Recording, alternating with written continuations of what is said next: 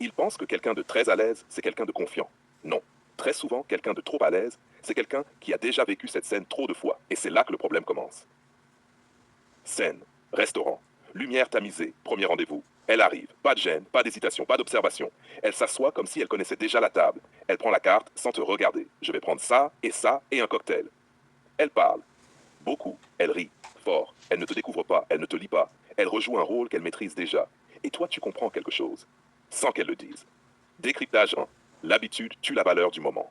Quand quelqu'un est trop à l'aise trop vite, ça envoie un message silencieux. Cette situation, je la connais déjà par cœur. Et ça change tout. Parce que tu n'es plus une découverte. Tu es une répétition, un scénario déjà vécu. Et dans la psychologie humaine, ce qui est répété perd en valeur émotionnelle. Décryptage 2. Tu n'es pas spécial dans son expérience. Une femme qui ressent quelque chose de réel va observer, tester doucement, s'adapter. Mais une femme qui est déjà trop à l'aise, elle applique un schéma, un comportement standardisé, une version d'elle-même déjà utilisée ailleurs. Et inconsciemment, tu comprends, je ne suis pas une exception, je suis une continuité. Décryptage 3. L'aisance excessive révèle un passé comportemental. On ne devient pas trop à l'aise par hasard. C'est le résultat de multiples rendez-vous similaires, répétition des mêmes interactions, automatisation des comportements.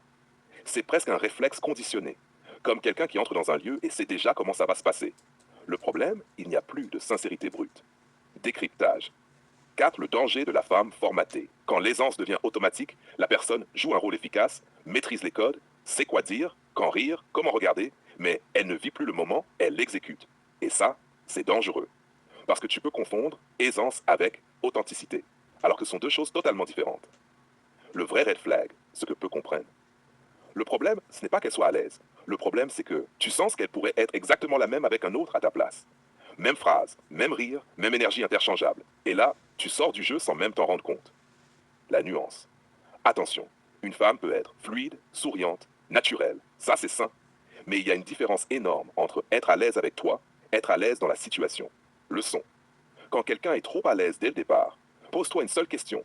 Est-ce qu'elle me découvre ou est-ce qu'elle rejoue un rôle? Parce que si elle te découvre, il y a de la valeur. Si elle rejoue, tu es remplaçable. Face à face. Eh mais je suis juste naturel, c'est tout.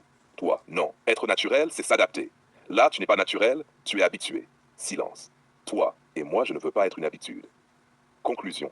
Dans un monde où tout le monde joue des rôles, le vrai luxe, c'est quelqu'un qui n'est pas encore à l'aise avec toi. Pourquoi? Parce que ça veut dire une chose, qu'il y a encore quelque chose à découvrir. Si tu veux